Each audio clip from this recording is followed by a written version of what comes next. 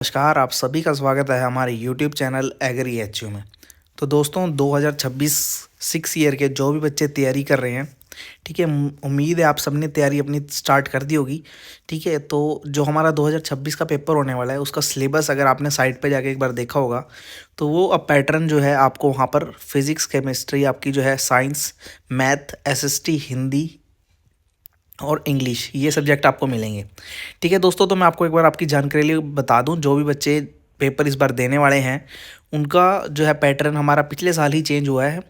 ठीक है, तो उससे पहले हमारा पैटर्न हुआ करता था 60+40 का, यानी कि 60 मार्क्स की हमारे पास साइंस आया करती थी, 40 मार्क्स की एग्रीकल्चर। और उससे पहले भी, अगर उससे भी 2-3 साल पहले देखो तो हमारा पैटर्न हुआ करता था 60 मार्क्स की एग्रीकल्चर और 40 मार्क्स की साइंस। ठीक है, तो ये पैटर्न में पिछले साल ही चेंज आया है। तो मतलब अब उस हिसाब से हमें PYQ करना एक बार हमारे लिए ज़रूरी हो जाता है, क्योंकि जो पैटर्न का चेंज आया है वो पिछले साल ही आया है। तो पिछले साल का पेपर एक बार अगर आप अच्छे से करेंगे तो आपको आइडिया ज़रूर लग जाएगा कि आपको किस प्रकार का पेपर और किस लेवल का पेपर आपको इस बार एक्सपेक्ट आप कर सकते हैं।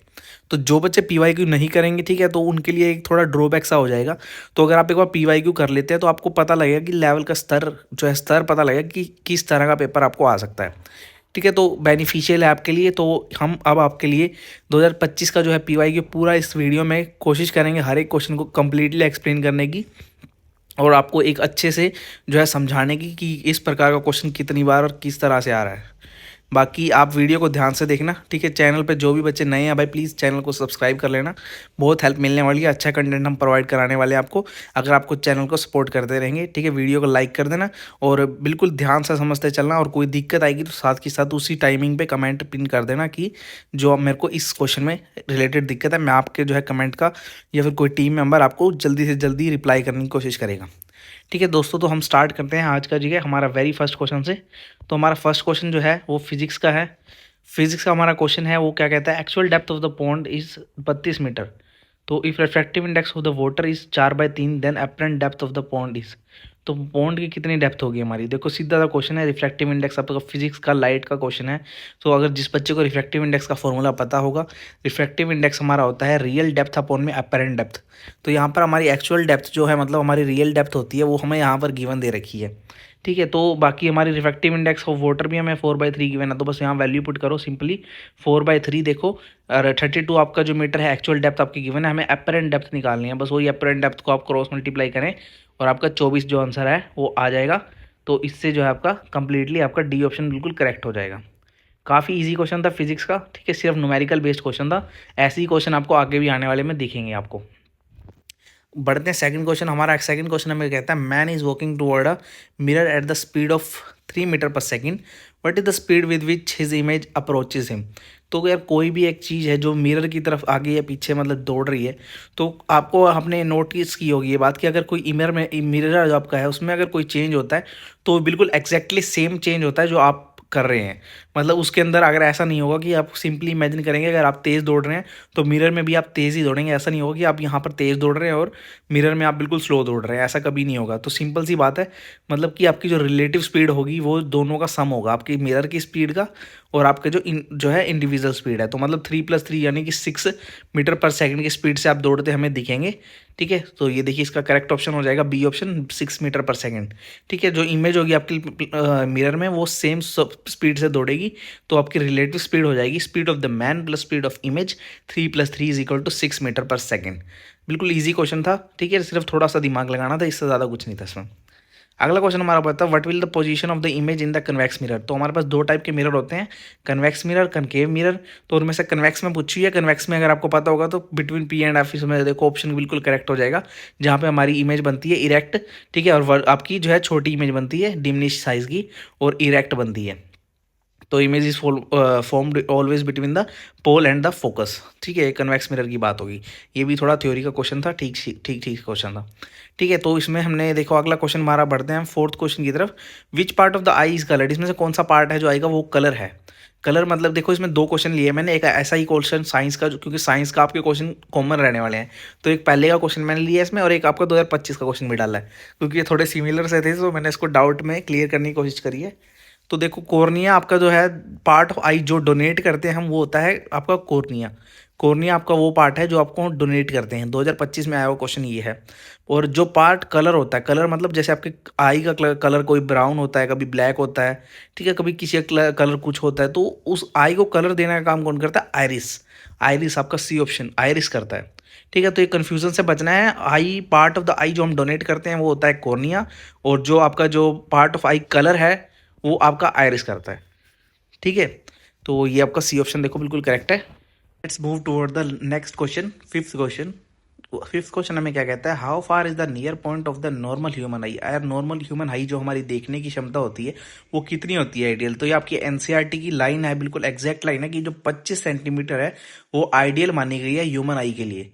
ठीक है, ये बिल्कुल एनसीईआरटी की ही लाइन है, आप पढ़ी होगी आपने, तो बिल्कुल इजीली ही आप बता पाएंगे। छठा क्वेश्चन भी देखो बिल्कुल ही कॉमन सेंस का क्वेश्चन है कि charge does an electron have. जो इलेक्ट्रॉन है उसके पास एक चार्ज होता है, तो आपको पता हो कि इलेक्ट्रॉन के अंदर -1.6 इंटू 10⁻19 कूलम चार्ज होता है। तो बस वही सिंपल सा है, आपको यहाँ पर लगा देना जहां पर कोई ऑप्शन दिखेगा, -1.6 इंटू 10⁻19 कूलम। कूलम जो है यूनिट होती है इलेक्ट्रॉन की हमारी। तो बस जहां आपको ये दिखा वहीं टिक लगा देना आपने, बिल्कुल इजी क्वेश्चन है ये तो।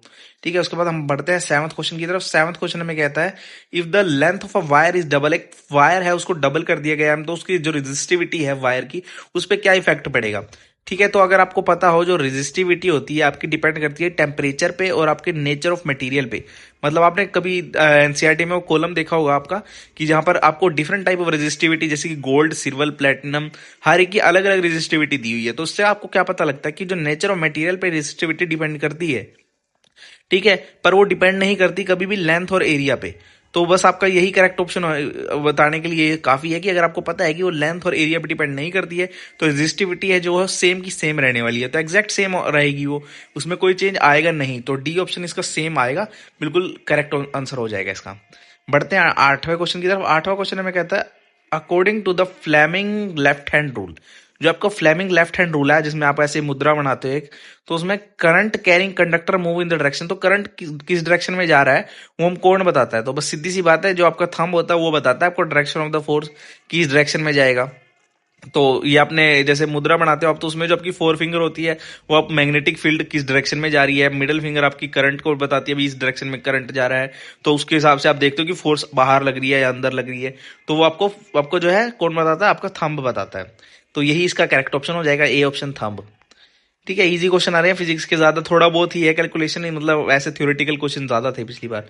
तो एन इलेक्ट्रिक आयरन जो है आपकी, इसमें देखो वोल्टेज गिवन है आपको और दूसरी पावर गिवन है, और operated at the 110 voltage. 110 voltage एक वोल्टेज हो रहा है, V2 भी गिवन है, V1 भी गिवन है और P गिवन है। तो और इसमें जो है पावर कंज्यूम बतानी है। देखो रेजिस्टेंस तो ये लगेगी दोनों में, तो बस वही है P is equal to V²/R। Resistance अगर हम कॉमन माने तो P1:P2 is equal to V1² plus ratio V2²। क्योंकि हमने आर को यहाँ पर कांस्टेंट ले लिया, बस उसको इक्वेशन में पुट करेंगे। जो हमारी P1, जो मैंने आपको बताया कि एक पावर हमें गिवन है, कितनी गिवन है हमें? 220। ठीक है, और हमारी जो है पावर यहाँ पर देखो हमें गिवन थी 220। ठीक है, 220 वोल्ट भी गिवन थी हमें, 220 और 110, बस हमने वो ही रखा है उसको। ठीक है, वहां से हमने 4:1 निकाल लिया, वो P2 की वैल्यू हम यहाँ से निकाल लेते हैं। 55 आपका जो वोट है, आपकी जो P2 की वैल्यू यहाँ पर आराम से इजीली निकल जाएगी। थोड़ी सी कैलकुलेशन है, बस फॉर्मूला पता होना चाहिए आपको, P is equal to V²/R वाला, इससे आपका आराम से निकल जाएगा। ठीक है, नेक्स्ट क्वेश्चन हमारा बढ़ता है यार 10वां क्वेश्चन। तो मैक्सिमम रेजिस्टेंस, या देखो मैंने दो केस लिया है यहाँ पर, हमने मैक्सिमम रेजिस्टेंस बतानी है using the 10 resistors each of 1 ohm. 1 ohm लेंगे अगर हम, मान लो आप सीरीज में कनेक्ट करते हो 1 ओम को बहुत सारे को, क्योंकि पैरेलल में आपकी वैल्यू घट जाती है। तो अगर आप मैक्सिमम रेजिस्टेंस चाहते हो आप उसको सीरीज में लगाएंगे। तो सीरीज में लगाएंगे, अगर 10 हमारे पास रेजिस्टर है, 1 हमारे पास ओम है, तो उसको 10 बार लगाएंगे तो हमारा आंसर आ जाएगा 10 ओम। ठीक है, तो इसलिए इसका करेक्ट ऑप्शन हो जाता है बी ऑप्शन 10 ओम। ठीक है, और यहाँ पर पीवाई की जो था वो था इन केस ऑफ 1/10। ये दो क्वेश्चन एक जैसे आए हुए हैं इसलिए मैंने दोनों डाले हुए हैं। ठीक है, अगर इन केस ऑफ हमारे पास 1/10, 2025 में क्वेश्चन आता है कि अगर 1/10 होगा, मतलब 1/10 हमारी एक सिंगल है और 10 हमारे पास टोटल है, तो 10 इंटू 1/10 कर दो, क्योंकि हमारे पास टोटल 10 है, तो 1 आ जाएगा आपका, सिंपल सा 1 ओम आ जाएगा इसका आंसर 1/10 के केस में। ठीक है, ये अलग केस है, ये आपको याद रखना है। ठीक है, तो अगर अगर बात करेंगे 1 ओम की, 1 ओम वाले में 10 कनेक्ट करोगे, सिंपल सी बात है, देखो 1 2 3 4 5 6 7 8 9 10, 10 करोगे आप टोटल, 1 ओम है तो टोटल कितने? 10 ओम मैक्सिमम बनेगा। जो भी यार ये क्वेश्चन इतने आसानी से ही हो जाएगा। ठीक है, तो जो बच्चे भी एच 6 ईयर की प्रिपरेशन कर रहे हैं तो यार हमारा चैनल पूरी कोशिश करेगा आपको हर संभव कंटेंट देने की। ठीक है, तो बस आपको बस इतना करना है कि चैनल को सपोर्ट देना है और बस जुड़े रहना हमारे साथ। ठीक है, बाकी कोई दिक्कत आएगी तो मैंने आपको बताया है कि मैं आपको जो है अपना सोशल मीडिया हैंडल आपको प्रोवाइड करा दूंगा। ठीक है, वहां से आप मुझे पर्सनली भी बात कर सकते हैं। ठीक है, और बाकी कमेंट सेक्शन आपके लिए खुला ही है। ठीक है, कोई भी दिक्कत आएगी तो आप मुझे प्लीज़ कमेंट में आराम से बता सकते हैं। ठीक है, तो दोस्तों आगे बढ़ते हैं हम 11th क्वेश्चन की तरफ। अगला क्वेश्चन हमें कहता है if 100 volt of the 200 volt is return on a bulb then what will be the resistance of the bulb. तो रेजिस्टेंस बतानी है यार, ये भी सिंपल फॉर्मूला है, P is equal to V square by R. अब आर निकालना है हमें, P गिवन है, V गिवन है, बस सिंपल फॉर्मूला पुट करो और आंसर निकालो। ठीक है, यहाँ ये देखो ये गिवन है यहाँ पर, ये R is equal to V square by P. R निकालना था हमें, V की वैल्यू हमारे 220 ऊपर गिवन है और 100 हमें वोल्ट में गिवन है। बस सिंपली सोल्व करेंगे, 484 हमारा आंसर आ जाएगा। इजी क्वेश्चन था काफी। 12वां क्वेश्चन हमारा reactivity of covalent bond. Reactivity का आपको पता होगा, जो आपकी जो होती है टर्सरी बॉन्ड, यानी कि आपकी triple bond is more stronger than the secondary bond आपकी डबल बॉन्ड से, एंड आपकी double bond is more stronger than आपकी सिंगल बॉन्ड, क्योंकि जो है सम के अंदर जो है आपकी स्ट्रॉन्गिविटी ज्यादा हो जाती है, इस वजह से उसको ब्रेक करना बहुत मुश्किल हो जाता है। तो उसी हिसाब से रिएक्टिविटी हो जाती है आपकी तो कोवलेंट बॉन्ड की। तो वही आपका डी ऑप्शन इसका करेक्ट हो जाता है, टर्सरी आपका सबसे ज्यादा, फिर सेकेंडरी, फिर प्राइमरी। ठीक है, 13th क्वेश्चन हमें कहता है which of the most element, इसमें सबसे ज्यादा रिएक्टिव कौन सा है, कैल्शियम, एल्यूमिनियम, जिंक और आपका लेड। तो आपको पता है यार, आपने रिएक्टिविटी ऑर्डर पढ़ा होगा, तो उसमें जो कैल्शियम आता है वो इनसे पहले आता है सबसे, इसलिए इसका जो है आंसर क्या हो जाएगा, कैल्शियम हो जाएगा। उसके बाद आता है हमारा 14th क्वेश्चन, हमारा कहता है metal found in the free state. तो फ्री स्टेट यार सबको पता है, नेटिव स्टेट, फ्री स्टेट में हमें जो है गोल्ड मिलता है, तो इसलिए उसको हम इजीली एक्सट्रैक्ट कर सकते हैं, और उस वो जो है रिएक्टिव आपका जो है टेबल में सबसे नीचे भी आता है इसी कारण से। तो इसका ऑप्शन जो हो जाता है वो सी ऑप्शन इसलिए करेक्ट हो जाता है। ठीक है, अगला क्वेश्चन हमारा होता है 15th क्वेश्चन, जो हमें कहता है प्रोसेस टू कन्वर्ट सल्फेट और इनटू द आपका ऑक्साइड और by heating strongly in the presence of air. मतलब ऑक्सीडेशन में अगर हम जो है सल्फाइड और को ऑक्साइड में कन्वर्ट कर रहे हैं तो उस प्रोसेस को हम कहते हैं रोस्टिंग। और वहीं अगर हम कैल्शियम ऑक्साइड्स को कन्वर्ट कर रहे हैं ऑक्साइड में, तो हम in the absence of air, तो उसको हम बोलते हैं कैल्सिनेशन। तो इसका इसलिए करेक्ट ऑप्शन हो जाएगा ए, रोस्टिंग। ठीक है, रोस्टिंग हम करते हैं हीट सल्फाइड ओर को इन एक्सेस एयर में, और वहीं कैल्सिनेशन करते हैं कार्बोनेट ओर की इन एब्सेंस ऑफ एयर। यहाँ पर गिवन भी है बात। ठीक है, तो हमारा 15 क्वेश्चन यहाँ पर कंप्लीट हो जाता है। 16 क्वेश्चन, एक और अच्छा क्वेश्चन, बेंजीन का फॉर्मूला बताना है। ये भी आपके पास क्वेश्चन आया हुआ है, C6H6, बड़ा इजी क्वेश्चन था। और साइक्लोहेक्सेन का इससे पहले आया था C6H12, जब साइक्लो बनाते हैं तो H12 हो जाता है। ठीक है, इजी क्वेश्चन है ये भी। 17वां क्वेश्चन की तरफ बढ़ते हैं। 17वां क्वेश्चन हमें कहता है which carbon compound is use for the dry cleaning. Dry cleaning के लिए कौन सा कार्बन कंपाउंड यूज होता है, तो ड्राई क्लीनिंग का हमारा होता है टेट्राक्लोरोइथीन। टेट्राक्लोरोइथीन आपका जो है ग्रीस को रिमूव करने के लिए भी यूज होता है, आपको पता हो, विदाउट वाटर।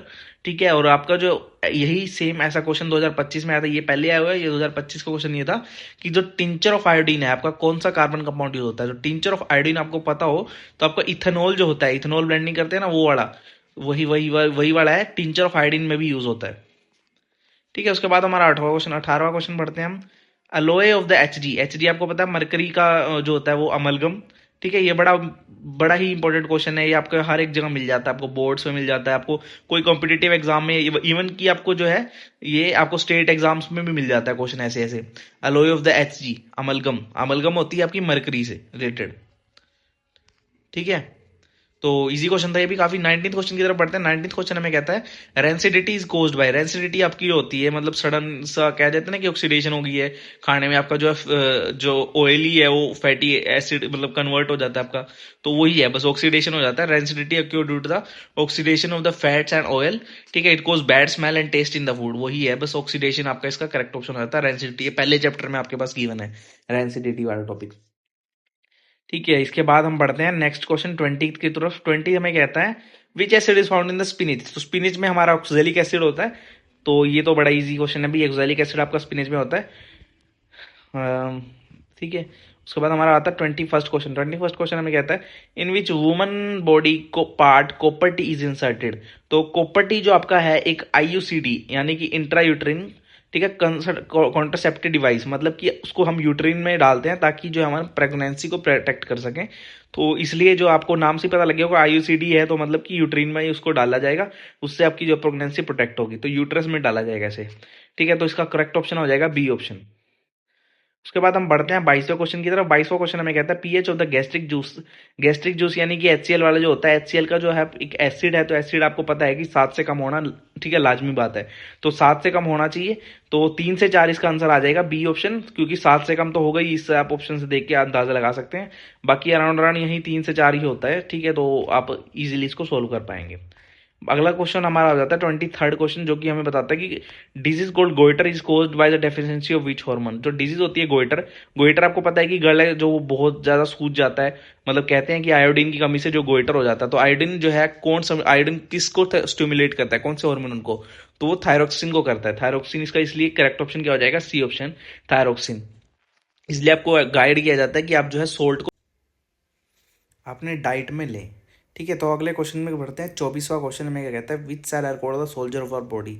सोल्जर ऑफ हमारी बॉडी WC होती है, जो कि मतलब वाइट ब्लड सेल, जो कि आपको प्रोटेक्ट करती है डिफरेंट टाइप ऑफ इन्फेक्शन के आगे। अगला क्वेश्चन है हमारा, which sex chromosome does an human female have. तो फीमेल के अंदर होते हैं XY, आपके X और आपकी जो मेल के अंदर होते हैं वो XY, ठीक है। तो यहाँ पर ये बिल्कुल इजी क्वेश्चन था, पर ये पिछली बार ये क्वेश्चन या बोनस दिया गया था, क्योंकि यहाँ पर वहाँ पर जो है ऑप्शन जो है गलत दिए गए थे, यानी कि YYY, XXY, कुछ इस तरह के ऑप्शन थे, इसलिए उस क्वेश्चन को पिछली बार बोनस दिया गया था। यहाँ पर मैंने ऑप्शन बिल्कुल करेक्टली लिखे हुए हैं, ठीक है, पर वहाँ पर पिछले साल ये बोनस मिला था, ठीक है। तो उसके बाद 26वां क्वेश्चन में बढ़ता है, which who formulated the law of heredity. तो आपको पता हो, जब आपने ये पढ़ा होगा आपके 5th चैप्टर में, वहाँ पर लॉ ऑफ हेरिडिटी जो है आपका, ठीक है, वहाँ पर आपके जो है ग्रिगोर जॉन मेंडल, जिन्होंने आपके जो है 7 कैरेक्टर ऑफ पीस भी दिए थे पाइसम सेटिवम के, तो वही हैं जो आपके लॉ ऑफ हेरिडिटी जिन्होंने दिए थे, उस ग्रिगोर मेंडल जी ने, जिसको हम फादर ऑफ जेनेटिक्स भी कहते हैं। बढ़ते हैं 27वें क्वेश्चन की तरफ। ओजोन गैस आपको पता होगी try atomic molecular of oxygen है, यानी कि O3 होता है जो फॉर्मूला होता है ओजोन का, तो वही है बस इसका आंसर O3, ठीक है। अगले बार हमारा है पिको पिज़्ज़ा। पिको जो आता है आपका एक ओमनीवोरस है, यानी कि वो हर एक टाइप घास भी खा लेता है, छोटे मोटे कीड़े भी खा लेता है, तो इसलिए उसको हम ओमनीवोरस में काउंट करते हैं, ठीक है। ये भी इजी क्वेश्चन है आपका। 29th क्वेश्चन की तरफ बढ़ते हैं। 29th क्वेश्चन हमें कहता है, gap between the two neuron. दो न्यूरॉन मतलब कोई एक जो है, जैसे दो डेंड्राइट हैं या कोई दो न्यूरॉन हैं, उनके बीच का जो गैप होता है उसको हम क्या कहते हैं, साइनेप्स, जहाँ पे हमारा जो इलेक्ट्रिकल इम्पल्सेस हैं उसके थ्रू पास होती हैं, और वहाँ पर जो है एक स्टिमुलेशन होती है, तो उसको हम साइनेप्स कहते हैं, वहाँ पर जो गैप बच जाता है, ठीक है। तो ये भी ईजी क्वेश्चन है, ठीक है। इसके बाद यहाँ पर हमारा क्वेश्चन आ जाता है, वेस्ट प्रोडक्ट ऑफ प्लांट। तो इनमें से वेस्ट प्रोडक्ट ऑफ प्लांट कौन सा है, यानी कि जैसे कि रेजम, गम्स, ऑक्सीजन, मतलब ये सभी के सभी आपके वेस्ट ऑफ प्लांट है। ये सभी के सभी मतलब आपके एक तरह से वेस्ट है, जो प्लांट अपने थ्रू निकाल ही देता है एक तरह से किसी भी प्रोसेस से। जैसे कि प्लांट आपका रिलीज करता है ऑक्सीजन, मतलब अपने शरीर से निकाल देता है उसको, और स्टोर कर लेता है वेस्ट, मतलब गम और रेजन्स को भी मतलब छोड़ते रहता है अपने उसके थ्रू, अपने बारक के वगैरह के थ्रू, ठीक है। अब हमारा आ जाता है मैथ का पोर्शन।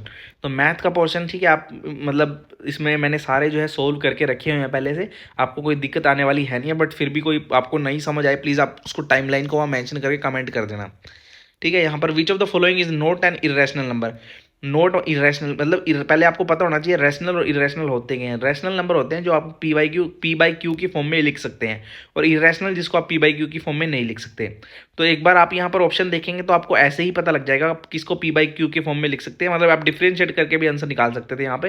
जैसे इस क्वेश्चन के में जैसे 1/√3/2, मतलब जैसे अगर कोई चीज़ को इरेशनल नंबर से माइनस करेंगे, बाय 2 करेंगे, तब भी वो इरेशनल नंबर रहने वाला है। यहाँ पर भी आप अगर माइनस करेंगे बी ऑप्शन में √3 - 5√3, तो इसका आएगा -4√3, ये भी आपका इरेशनल नंबर ही रहेगा एक तरह से। डी ऑप्शन में आप √5 है, तो √5 तो पहले ही इरेशनल नंबर है, तो आपका सी ऑप्शन वैसे भी अगर आप डिफ्रेंशिएट करते तो करेक्ट हो जाता, बट अगर आप फिर भी थोड़ा इसकी जांच करेंगे तो जैसे आप √3 + 4 -√3 को सोल्व करते हैं फर्दर, तो √3 + 4 को ब्रैकेट खोल लें तो -√3 यहाँ आ जाएगा, -√3 से -√3 आपका कट हो जाएगा, 4/2 आपका आ जाएगा। 4/2 को आप काटेंगे तो 2/1, माने कि आप 2:1, तो 2/1 एक P/Q क्यों फॉर्म में आप लिख पा रहे हैं, तो इसलिए यह रेशनल नंबर हो जाएगा, तो उसका करेक्ट ऑप्शन सी ऑप्शन हो जाएगा, ठीक है। इजी क्वेश्चन था। 32वें क्वेश्चन की तरफ बढ़ते हैं कि जो है प्रिंस ऑफ मैथमेटिक्स किसे कहा जाता है। तो ये मतलब ये आपको एनसीईआरटी वगैरह में तो ऐसे कहीं मतलब ऐसे तो है नहीं डायरेक्टली, क्योंकि मैथ में आप ज़्यादा थ्योरी पढ़ते नहीं है।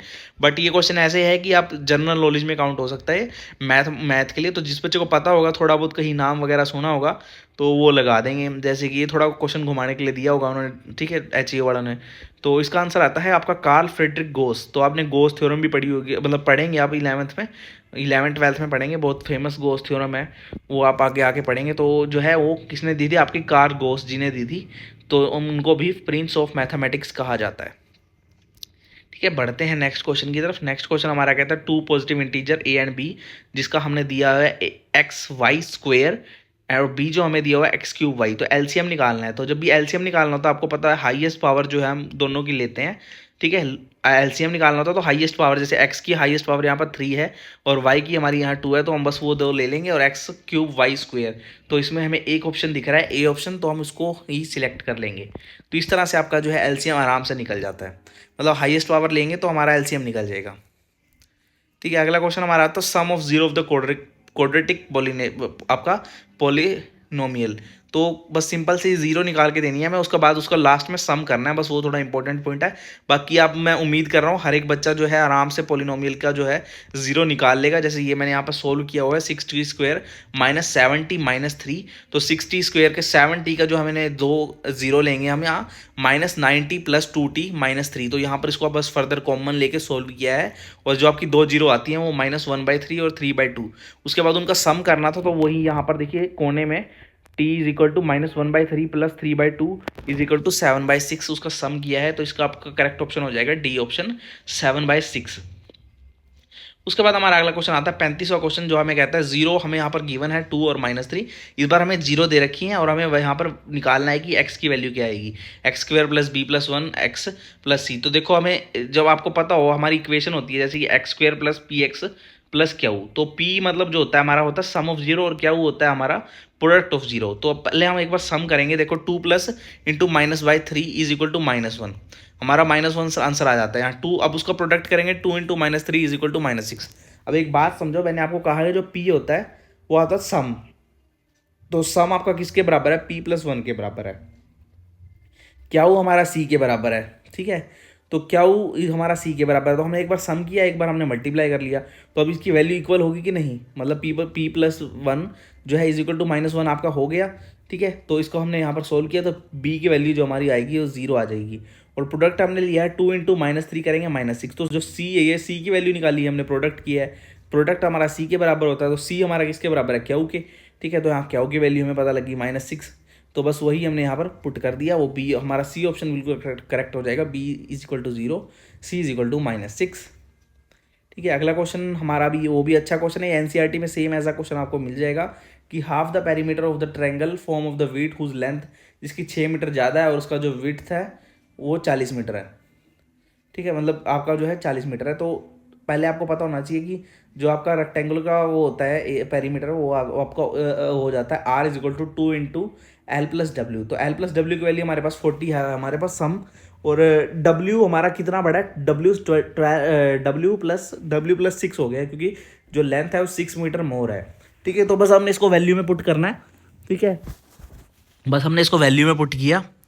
तो देखो अब यहाँ पर वैल्यू में पुट कर देते हैं, एल की जगह W+6 पुट कर दिया, L is equal to W+6, क्योंकि 6 बड़ी है। तो 2W+6, तो 6 40 से माइनस हो जाएगा 34 is equal 2W is equal to 34, W is equal to 17। एक हमारा 17 आ गया, तो यहाँ से हम आंसर टिक लगा सकते हैं 23 17। ठीक है, तो ये भी इजी क्वेश्चन था काफ़ी, एनसीईआरटी में सेम ऐसा क्वेश्चन आपको मिल जाएगा। अगला क्वेश्चन एज का है। ये वाला क्वेश्चन तो चलो आपको हर कॉम्पिटिटिव एग्जाम में देखने को मिलता है, चाहे आप पुलिस भर्ती दे, चाहे आप, ठीक है, कांस्टेबल वाला दे दे, या फिर आप, ठीक है, कोई सीईटी का पेपर में भी आपको ये मिल जाएगा। तो ये क्वेश्चन तो आपका कॉमन रहता है, मतलब कॉम्पिटिटिव एग्जाम में। देखो 5 ईयर एगो, मतलब 5 साल पहले, दो केस बनेंगे। एक बार 5 ईयर एगो जो माला थी आपकी, वो थ्राइस थी राहुल के, और 10 ईयर लेटर, 10 ईयर साल के बाद Malala will be twice old age Rahul, तो ट्वाइस ओल्ड हो जाएगी। तो बस आपको दो केस लेने हैं, पहला 5 ईयर पहले, मतलब M-1, मतलब मलाला की एज पहले 5 साल पहले और राहुल की एज 5 साल पहले, दोनों की R-5 होगी, और थ्राइस होगी तो थ्राइस हमने राहुल की मल्टीप्लाई कर दिया। उसके बाद अगला 10 year later M+10 is equal to R plus 10, R दोनों की एज में प्लस 10 होएगा, ठीक है। और ट्वाइस हो गया तो ट्वाइस, बस यहाँ से हमें 2 इक्वेशन बन जाएंगी, इसको सोल्व करेंगे हम, ठीक है। सोल्व आप कर सकते हैं, मैं उम्मीद कर रहा हूँ आप इसको इजीली सोल्व करेंगे। तो आर की वैल्यू, राहुल की वैल्यू हमने 20 निकाल ली, और एम की वैल्यू आप वहीं आर की वैल्यू में पुट करेंगे तो वहीं से एम की वैल्यू निकल जाएगी। तो इसका आंसर हमारा डी ऑप्शन आ जाता है 50 और 20, ठीक है। तो अब बढ़ते हैं अगले क्वेश्चन की तरफ। 38 क्वेश्चन, ये थ्योरी का क्वेश्चन है, बड़ा इजी क्वेश्चन है कि इनकंसिस्टेंट की जो है इक्वेशन क्या होती है। तो जिन बच्चों ने ये मैथ में पढ़ा होगा, ठीक है, लीनियर इक्वेशन वाले में, तो वहाँ पर पता लग जाएगा a1/a2 is equal to b1/b2 not equal to c1/c2। वहाँ से आपको पता लग जाएगा आपकी जो है इक्वेशन की इनकंसिस्टेंट है और उसका कोई भी सोल्यूशन आपका नहीं निकलता है, ठीक है। बिल्कुल थ्योरी का क्वेश्चन है, इसमें कोई हार्ड एंड फास्ट है नहीं, आपको पता होना चाहिए बस ये। उसके बाद अगला क्वेश्चन आता है, हु रोट लाइबर एमिकोरम। लाइबर एमिकोरम आपकी किसने लिखी थी, किसके द्वारा रचना की गई थी, इसकी रचना की गई थी आपकी इब्राहिम बार के द्वारा। ये थ्योरी का क्वेश्चन है आपका एक, ठीक है। अब उसके बाद आता है हमारा 40th क्वेश्चन, जो कहता है सोल्यूशन ऑफ इक्वेशन। 2 इक्वेशन दे रखी है, उसका सोल्यूशन निकालना है। तो सिंपल सा इसको ऐड कर दो या माइनस कर दो, ठीक है। माइनस करेंगे तो बेटर है क्योंकि 2x कट जाएंगे। तो हमने यहाँ माइनस कर दिया, देखो इसको सिंपल, आपको सारी कैलकुलेशन यहाँ मैंने गिवन कर रखी है। 2x प्लस 3y माइनस, या ऐसे ही 11 माइनस -24, इसको करा हमने 2x 3y plus -2x plus 4y। यहाँ से 2x कट जाएगा, आपका बचेगा 7y is equal to 35, y is equal to 5। बस वहीं y की वैल्यू रखेंगे, अब वहीं से आपकी x की वैल्यू आ जाएगी। तो आपका जो है सी ऑप्शन करेक्ट हो जाएगा, -2 और y इज इक्वल टू 5, ठीक है। बढ़ते हैं 41th क्वेश्चन की तरफ। हमें कहता है value of the y for which route of the equation. अब यहाँ पर हमें एक क्यू की वैल्यू निकालनी है। देखो Q X square minus 2x plus 6 is equal to 0। तो अब आपको पता होगा b² माइनस 4c आप अगर इसमें अगर आप पुट करेंगे, ठीक है, तो अब b² की वैल्यू क्या होगी हमारी, देखो -2 होगी, और 2 हमारा, ठीक है, -2 का स्क्वायर, b² माइनस 4ac। अब a की वैल्यू क्या है यहाँ पर, ये क्या हो गया, और c की वैल्यू हमें क्या पता है 6 है, तो इज इक्वल टू हमारा हो जाएगा 0। बस यहाँ पर आप कैलकुलेट करोगे और क्या की वैल्यू हमारी 1/6 निकल के आ जाएगी, उसको हम जो है टिक कर देंगे, ठीक है। अगले क्वेश्चन की तरफ बढ़ते हैं हम 42 क्वेश्चन की तरफ।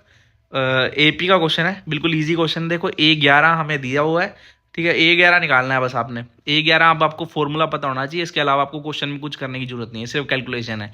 AN is equal to A plus n minus 1 into में D, ठीक है। AN हमारा A11 है, A हमारा होगा -5, प्लस में n की वैल्यू 11 है, 11 माइनस 1 मतलब कि 10, और d की वैल्यू आप यहाँ इजीली कैलकुलेट कर सकते हैं। कोई भी दो AP को माइनस कर दो, -5/2 को माइनस कर दो -5 से, वो मतलब D निकल जाएगा आपका डिफरेंस, ठीक है। तो A11 की वैल्यू आपकी आ जाएगी 20, ठीक है। तो इजीली यहाँ से आपकी जो A11 की वैल्यू 20 निकल के आ गई है। तो बहुत इजी क्वेश्चन है, सिर्फ फॉर्मूला पता होने की नीड थी हमें इसमें। ऐसे ही देखो सेम सिमिलर से क्वेश्चन है 43rd क्वेश्चन, बिल्कुल फ्री के मार्क्स हो जाएंगे। AP जो है आपका 8/12 हमें दिया हुआ है, यहाँ पर देखो 8/12 दिया हुआ है, D की वैल्यू दी है, A निकाल देना है, सिर्फ एक वैल्यू गिवन है, सेम फॉर्मूला लगाना है। AN is equal to A plus n minus 1 into D। देखो AN हमें दे रखा है 37, AN मतलब 8/12 37, और आपका n की वैल्यू यहीं से पता लग जाएगी आपको, 12 होगी, 12 माइनस 1 11, D की वैल्यू हमें 3 गिवन है, बस यहाँ पर देखो फुल पुट कर दो। AN मतलब A12 37 आ गया हमारा।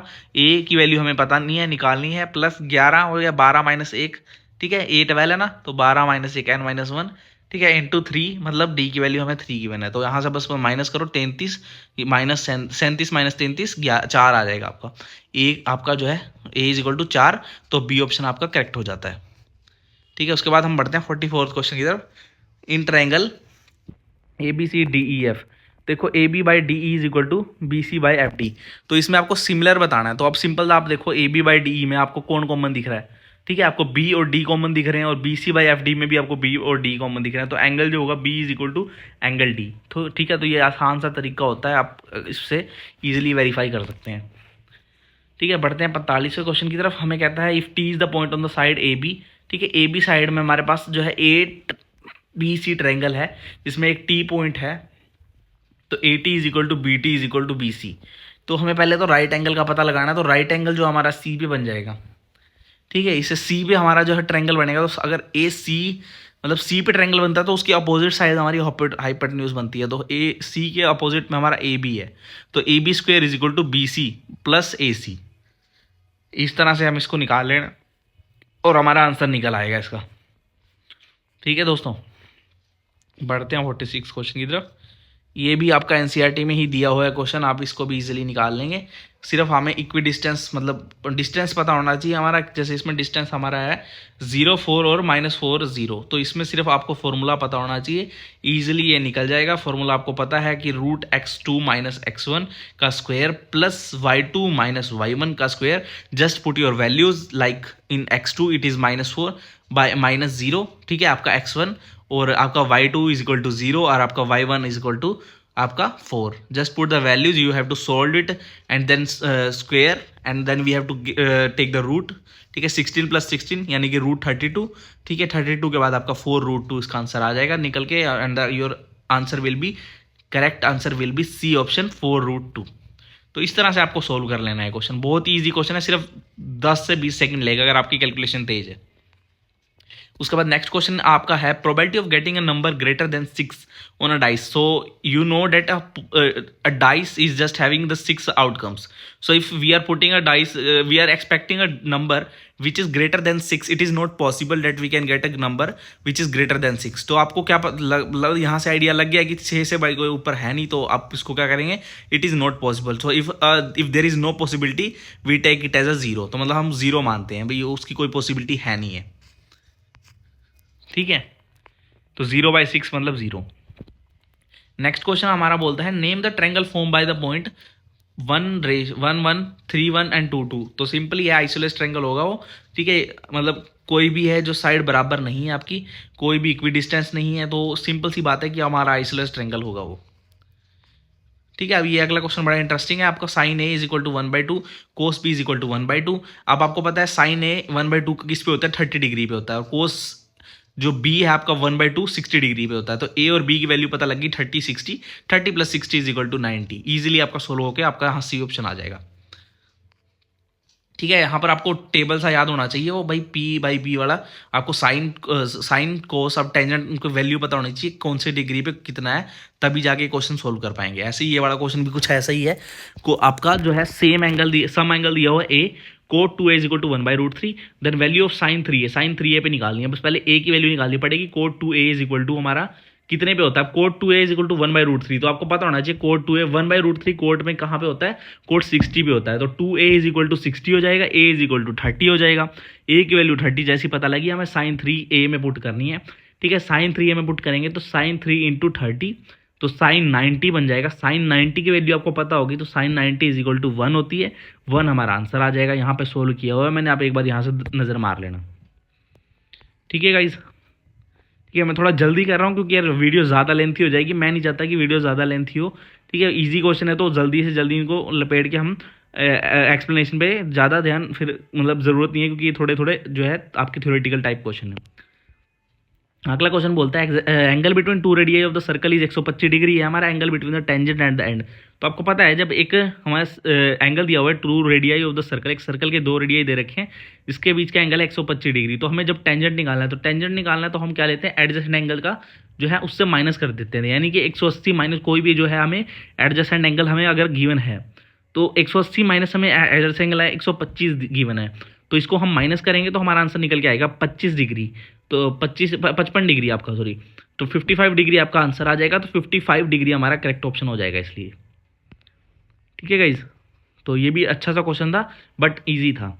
उसके बाद हम बोलते हैं the sum of the area of 2 circle with radii R1 and R2 is equal to area of the radius R। देन आपको पता है पाई आर स्क्वेयर जो होता है हमारा एरिया होता है एक सर्कल का, तो pi R1 square plus pi R2 square is equal to pi R. तो भाई सबका ये है 2 का सम करेंगे is equal to pi R, तो पाई से पाई कट जाएगा सबका, तो हमारा क्या बचेगा R1 का स्क्वायर प्लस R2 का square is equal to R। तो डी ऑप्शन बिल्कुल करेक्ट हो जाएगा हमारा। अगला क्वेश्चन ये भी बहुत ईजी है, 53rd क्वेश्चन आपका बोलता है angle in the semi circle. तो सेमी सर्कल मतलब आधा सर्कल, आधा सर्कल आपका क्या होता है, हाइपोटेनस पे खड़ा होता है, तो हाइपोटेनस में कितना एंगल होता है आपका 90 डिग्री। तो 90 डिग्री आपका परपेंडिकुलर होता है उसका मतलब, तो 90 डिग्री आपका आ जाएगा आंसर, डी ऑप्शन, ठीक है। अगला क्वेश्चन भी देखो आपका थ्योरेटिकल क्वेश्चन है, कर्व सरफेस CS से पूछा हुआ है कोन का, तो जिसको पता है वो आराम से टिक लगा देगा, जिसको नहीं पता वो गलत कर देगा। तो CS से हमारा कोन का होता है पाई RL, ठीक है, पाई RL आपका रेडियस और आपकी लेंथ की जरूरत पड़ती है उसमें। अगला क्वेश्चन में कहते हैं radius of the 2 cylinder are in the ratio 5:7 में आपका एक गिवन है, 2 सिलेंडर है, एक 5:7 में है, और उनकी आपका और एक रेडियाई दे रखा है और हाइट दे रखा है। तो हम कर्व सरफेस एरिया हमें रेशियो बतानी है CSA की। तो सिलेंडर का अगर आपको पता हो तो 2πRH होता है हमारा सिलेंडर का कर्व सरफेस एरिया। तो कर्व सरफेस एरिया आपका किस लिए डिपेंड करता है? कर्व सरफेस एरिया हमारा डिपेंड करता है रेडियस और हाइट पे। रेडियस और हाइट पे डिपेंड कर रहा है, तो हम इसको रेशियो में ले सकते हैं। इसको रेशियो में ले सकते हैं, ठीक है, सीधी सी बात होगी। तो 5/7 इंटू 3/5, इसको हमने मल्टीप्लाई कर दिया, इज इक्वल टू 3/7 जो है हमारा आंसर, जो रेशियो में निकल के आ जाएगा CSC का। मतलब CSC ऊपर वाले का और नीचे वाले का दोनों साथ में ले लो ना। देखो CSC directly proportional to R1H1 और CSC directly proportional to R2H2। तो बस वही कर लेंगे, R1/R2 H1/H2। वही सिंपल आप फॉर्मूला यूज करो, आपका आंसर निकल आएगा यहाँ से। ठीक है, ये भी बहुत ईजी क्वेश्चन था। बाकी हमारा 56 क्वेश्चन की तरफ बढ़ते हैं। ये थोड़ा आपका, ये भी NCERT में गिवन है आपका क्वेश्चन, सेम ऐसा सा कुछ आपको NCERT में मिल जाएगा वहाँ। मतलब ये इसमें थोड़ी इस क्वेश्चन में आपको थोड़ी कैलकुलेशन की जरूरत पड़ सकती है। बाकी ज़्यादा कोई कैलकुलेशन वाला क्वेश्चन अभी तक आया नहीं था।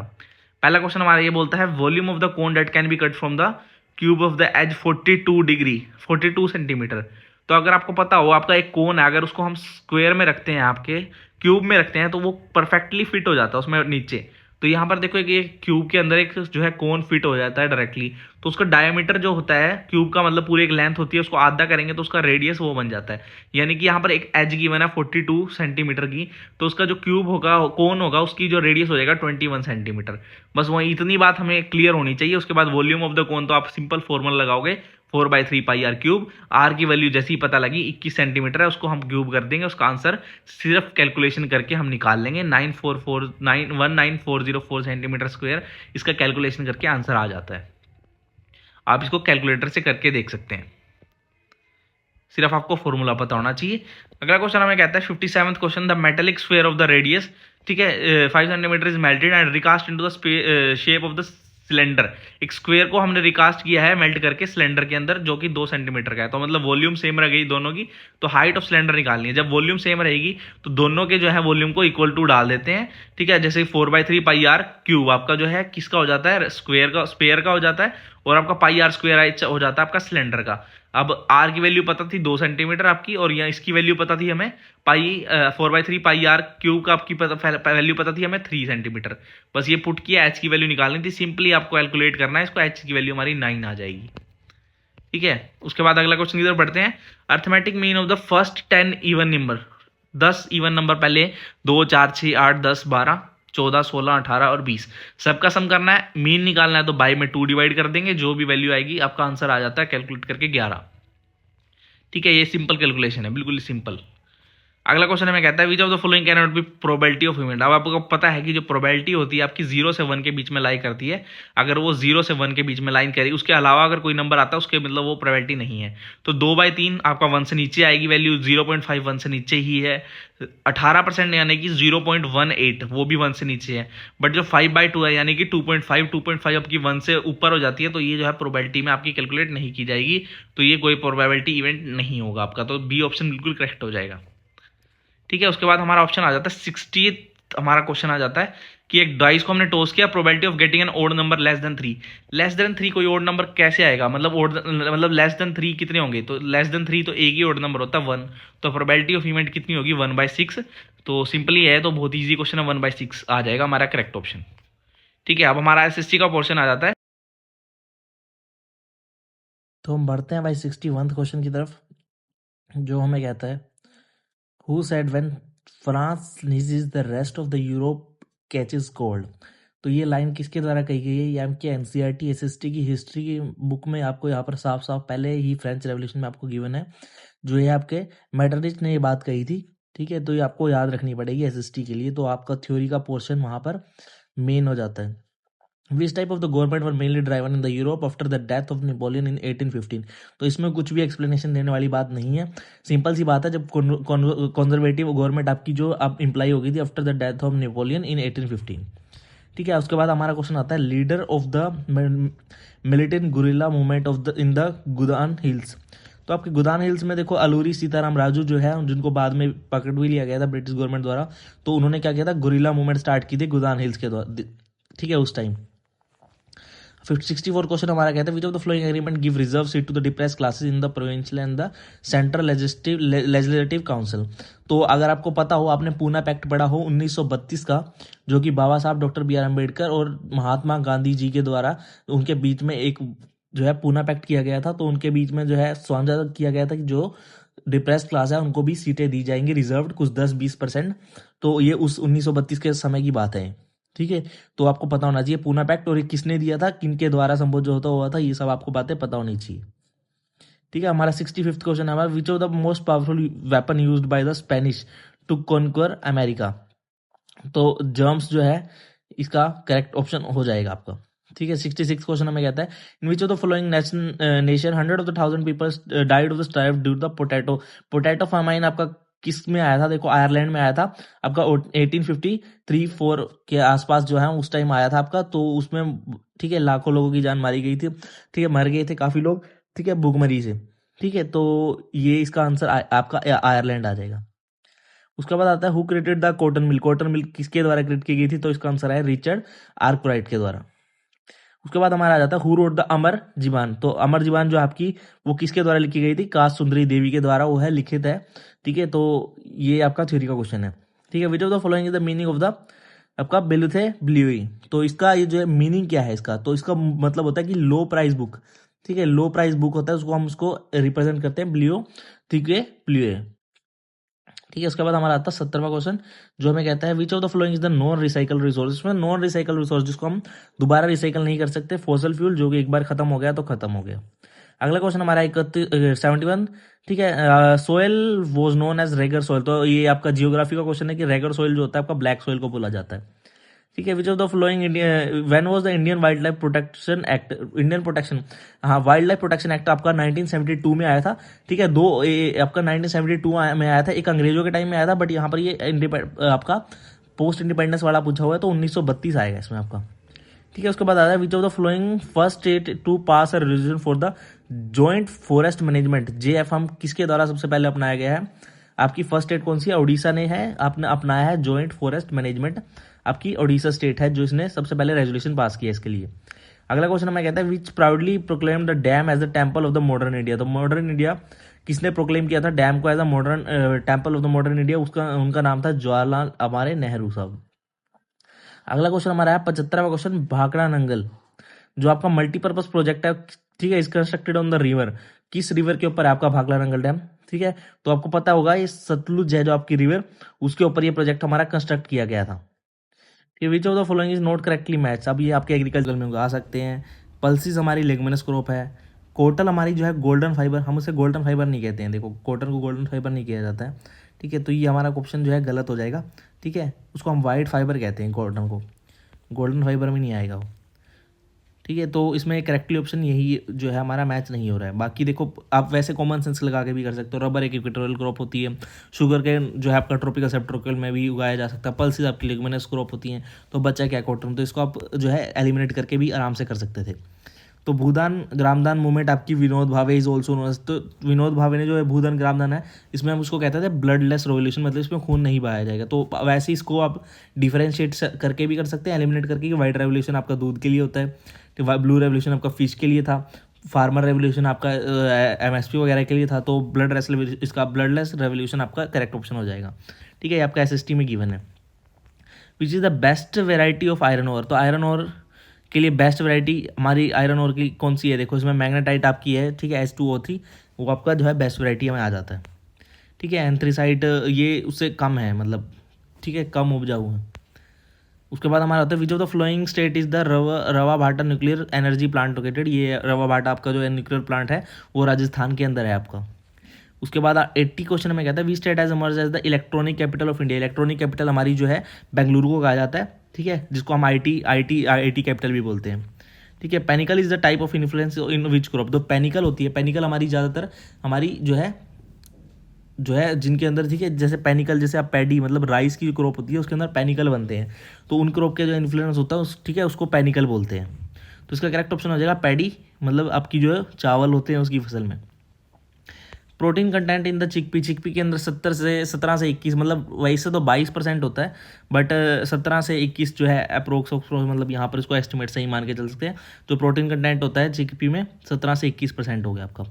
ड्वार्फ वीट है जो sowing depth is related to, sowing depth मतलब कितनी उसकी डेप्थ जाएगी वो किस पर डिपेंड कर देगा, वो आपका डिपेंड करता है लेंथ ऑफ द कोलियोप्टाइल्स, मतलब क्लोप्टाइल्स पे आपका डिपेंड करता है कि जो ड्वार्फ वीट है उसकी जो सोइंग डेप्थ है उसको कितना हम जितना सो करेंगे, मतलब उसकी डेप्थ कितनी रखी जाएगी, वो आपकी लेंथ ऑफ क्लोप्टाइल पे डिपेंड करती है।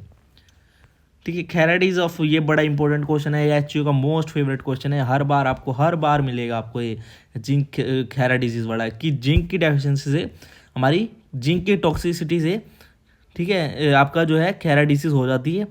ठीक है, और आपका जो मतलब इसमें हम क्या डालते हैं, ZnSO4 डाल देते हैं, मतलब 33% ZnSO4 डालते हैं ताकि इसको ट्रीटमेंट कर सकें। तो यहाँ टॉक्सिसिटी नहीं, इसकी डेफिशिएंसी आएगा। ठीक है, प्लीज़ इसको करेक्ट कर लेना, यहाँ डिफिशिएंसी आना चाहिए इसका। ठीक है, उसके बाद आएगा हमारा ग्राउंडनट बिलोंग टू, ग्राउंडनट हमारा जो है मूंगफली वाला, ठीक है, वो हम लेग्यूमिनस, क्योंकि उसके अंदर देखो आपको प्रोटीन पता है कितना सारा होता है, तो लेग्यूमिनस क्रॉप है वो भी एक लेग्यूमिनस क्रॉप बन जाती है हमारी। उसके बाद CaCO3 लाइम जो है सॉइल में ऐड किया जाता है ताकि जो है to claim the acidic soil, जो है एसिडिक सॉइल को हम उसकी मात्रा को बैलेंस करने के लिए हम उसमें क्या डालते हैं, CaCO3 लाइम डाल देते हैं।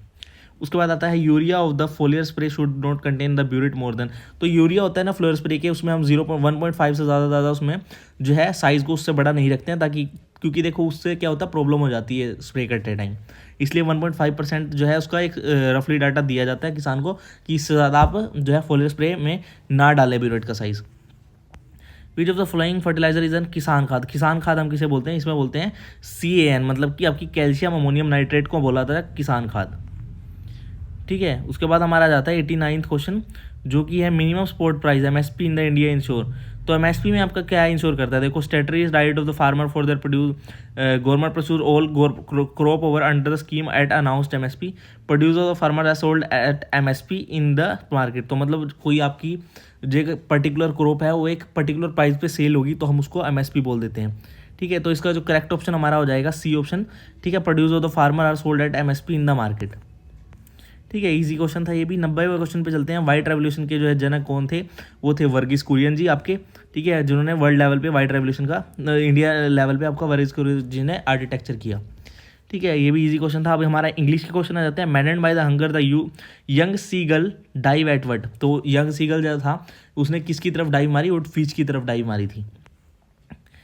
ठीक है, what damped valleys excitement of all of a sudden, एकदम से जैसे वो जब जा रही होती है बस में बैठ के तो उसको देखती है तो क्या उसके एकदम से उसका जो है मन का विचार एकदम से कैसे बदल जाता है, जब वो एक मरी हुई काऊ को देखती है उसके मन में सैडनेस आ जाती है। अगला क्वेश्चन है in the poem fire and ice stand for what, तो फायर एंड आइस आपकी किस लिए, हेट्रेड को शो करती है। ठीक है, फायर एंड आइस मतलब इसमें फायर है एक आइस है, तो आइस किस लिए स्टैंड करती थी, हेट्रेड के लिए। ठीक है, उसके बाद 94 trees are stumbling forward into the night, name of the poetic device in this, तो इसमें क्या पोएटिक डिवाइस है, मतलब एक पर्सोनिफिकेशन किया जा रहा है, एक बंदे को पोर्ट्रे किया जा रहा है, तो इसमें इसका पर्सोनिफिकेशन यूज़ किया जा रहा है। 95th क्वेश्चन हमें कहता है poet and singer dash dead, मतलब इज डेड, जब दो पर्सन एक साथ हम यूज़ कर रहे हैं तो इज डेड, तो इस पर्सन में ग्रामर यूज़ करनी है आपने। उसके बाद हमारा हिंदी का क्वेश्चन आता है निम्नलिखित में से सूरदास की रचना कौन सी नहीं है, इसमें से कौन सा सूरदास की रचना नहीं है, तो साहित्य लहरी सूरदास जी के द्वारा लिखी था, सूर सारावली वो भी, सूर सागर वो भी उनके द्वारा लिखी था, तो रामचरितमानस जो है उसका उनके द्वारा लिखी नहीं है। ठीक है, उत्साह कविता में कवि ने किसके लिए संबोधन किया, तो उत्साह हमारे किसके लिए, बादलों के लिए। उसके बाद हमारा 3 क्वेश्चन लास्ट रह जाते हैं। ललकार शब्द का अर्थ क्या होता है, ललाट, आपका जो ललाट होता है। उसके बाद होता है अज्ञेय का पूरा नाम क्या है। ठीक है, अज्ञेय का नाम पूरा क्या है, सच्चे नादानंद हरिनंद, ठीक है, वात्स्ययन। ठीक है, तो ये आपका जो है हिंदी का एक थ्योरेटिकल क्वेश्चन है। उसके बाद हमारा आ जाता है देवालय का संधि विच्छेद, तो देवालय का संधि विच्छेद क्या होगा, देव प्लस आल्य। तो इसके साथ ही आपके हिंदी के 7 से 8 क्वेश्चन यहाँ पर आपको देखने को मिले। ठीक है, जिसमें ग्रामर प्लस आपकी जो है थ्योरी पोर्शन भी था। ठीक है गाइस, तो इसके साथ ही जो है हमारी आज की वीडियो खत्म होती है। होप आपको ये वीडियो अच्छी लगेगी। बहुत ज़्यादा मेहनत लगी है इस वीडियो में, तो प्लीज़ चैनल को सब्सक्राइब कर देना, वीडियो को लाइक कर देना। और फर्दर वीडियो के लिए आपको कोई क्वेश्चन हो सकता है बाई चांस एक आधा गलत हो गया हो, तो प्लीज़ आप मेरे को कमेंट सेक्शन में उसके लिए भी बता सकते हैं कि अगर आपसे ये गलती हुई है, हाँ we will try to improve it and we will help you. ठीक है, so if you are facing any doubt, any, ठीक है, any query, you can just comment in the comment section and we will seek you as early as possible. ठीक है, तो दोस्तों मिलते हैं एक नई वीडियो में, तो अभी के लिए इतना ही।